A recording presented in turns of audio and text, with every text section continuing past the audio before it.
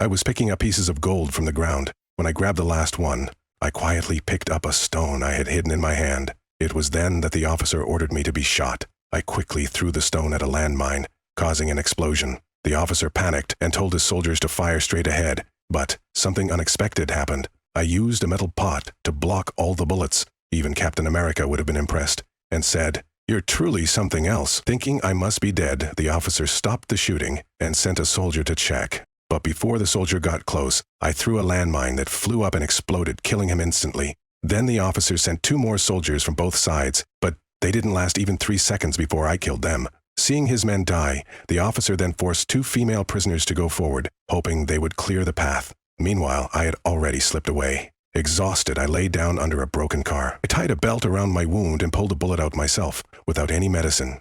The pain was so intense that I passed out. Enemy soldiers were now getting close along with trained dogs to sniff me out. I woke up when I heard them. I quickly gathered the gold and hid under the car again. The soldiers didn't see me, but one of the dogs picked up the scent of my blood. I crawled under an enemy jeep and used a knife to cut open the fuel tank, pouring petrol on myself. I thought this would cover my scent, but it was a mistake. The dog also smelled the gasoline and barked. The soldiers stopped the car and began searching the area. Seeing a chance, I ran toward the river, but the dog spotted me again. A sniper shot me in the leg, and the officer shouted to capture me alive. The dog chased me, but I calmly lit a match and set myself on fire. The dog stopped, scared of the burning. I ran and jumped into the river. The soldiers fired at me, but I still made it into the water. Because of the heavy gold I carried, I sank and disappeared. The soldiers couldn't swim, so they couldn't follow. Half an hour later, I surfaced, gasping for air. As soon as my head came up, the sniper shot again and blood spread in the water. The officer sent a diver to recover the gold,